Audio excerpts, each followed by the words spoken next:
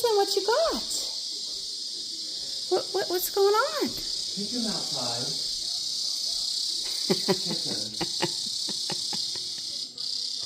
Show the mom, show the dad what you got him. Take him outside. Take him outside. Go on. No. He's gotta go outside. At least he's not trying to kill him, you know, just torture and maim. You got a cicada? What you got? Oh, you want to show him to us? You think we want to play? Oh, gross. Now what?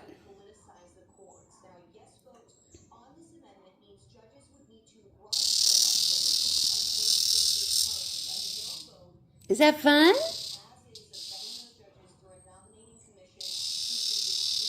He'll take him back out. He's been doing this every morning. Because I haven't found a single dead cicada in my house, and he's brought one in every morning. Take him outside.